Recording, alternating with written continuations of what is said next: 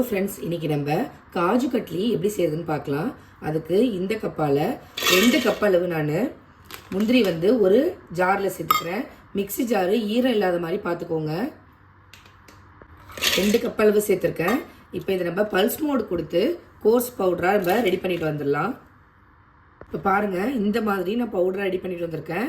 இதை நீங்கள் சலிச்சு எடுத்துகிட்டு இதில் வேறு பெரிய பெரிய தூள் இருந்துச்சு அப்படின்னா மறுபடியும் ஒரு தடவை அரைச்சிக்கோங்க. கண்டினியூஸாக போட்டு அரைச்சிட்டு இருந்தீங்க அப்படின்னா எண்ணெய் பிரிஞ்சு வந்துடும். அதுக்கப்புறம் நம்மளுக்கு ரெசிபி செய்ய சரியாக வராது.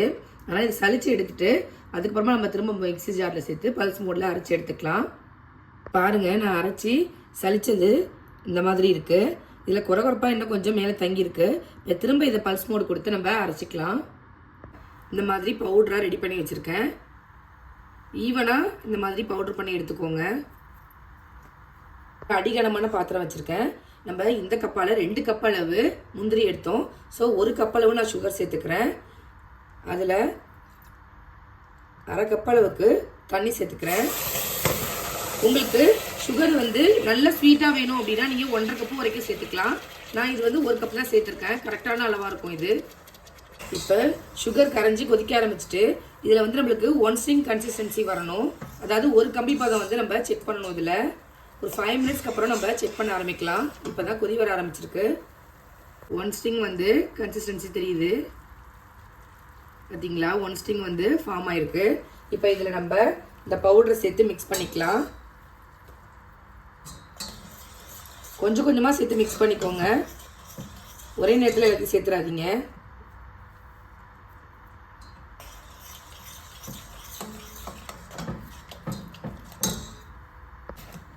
இப்படி ஸ்மூத் பேட்டராக இருக்குது அப்படின்னு இதை லோ டு மீடியம் ஃப்ளேம்லேயே வச்சு மிக்ஸ் பண்ணிகிட்டே இருங்க. அடிகனமான பாத்திரத்தில் செஞ்சால் தான் இது நல்லா வரும்.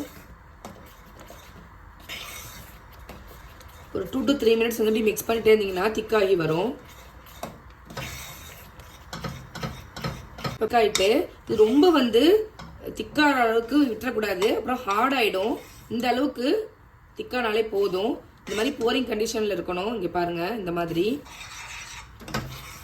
இதுக்கு மேலே ரொம்ப நம்ம திக்காக்கணும். இப்போ நம்ம ஒரு நெய் தரவன பிளேட்டுக்கோ இல்லை பட்டர் ஷீட்டுக்கோ நம்ம ட்ரான்ஸ்ஃபர் பண்ணிக்கலாம்.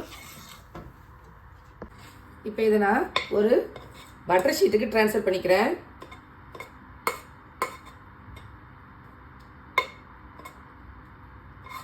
இது கொஞ்ச நேரம் ஆறட்டும். லேசாக ஆறுனா அதுக்கப்புறம் நம்ம மிக்ஸ் பண்ணிக்கலாம்.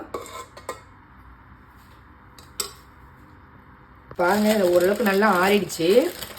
இந்த மாதிரி ஃபோல்டு பண்ணி ப்ரெஸ் பண்ணிங்க அப்படின்னா ஈவனாக வந்துடும்.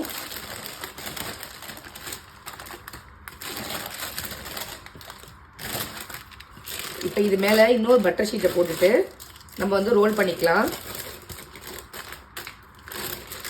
பாருங்கள் எவ்வளோ சாஃப்டாக இருக்குன்னு.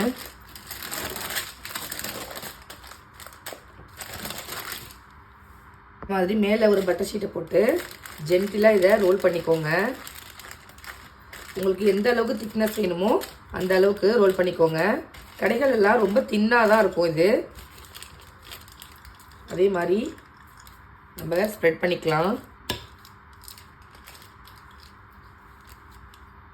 இப்போ பாருங்கள், இதை நான் ரோல் பண்ணிட்டேன். இப்போ நம்ம வேணுங்கிற ஷேப்புக்கு இல்லை பீஸ் போட்டுக்கலாம். இது மேலே கடைகளில் சில்வர் ஷீட் ஒட்டுவாங்க. என்கிட்ட அது இல்லை, நான் சும்மா தான் செஞ்சுருக்கேன். டைமண்ட் ஷேப்பில் பீஸ் போட்டுக்கோங்க.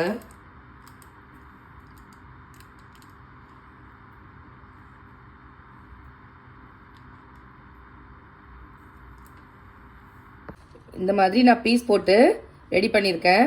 பாருங்கள் எவ்வளோ சூப்பராக ரெடியாக இருக்குது அப்படின்னு. நீங்கள் இதில் மேலே சில்வர் ஷீட்டு ஒட்டியும் செய்யலாம்.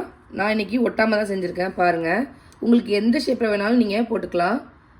நீங்களும் இதே மாதிரி உங்கள் வீட்டில் செஞ்சு பாருங்கள். எப்படி இருக்குது அப்படிங்கிறத கமெண்ட் பண்ணுங்கள். நான் போகிற ரெசிபீஸ்லாம் உங்களுக்கு பிடிச்சிருந்தா நம்ம சேனலை லைக், ஷேர் அண்டு சப்ஸ்கிரைப் பண்ண மறக்காதீங்க. தேங்க்யூ.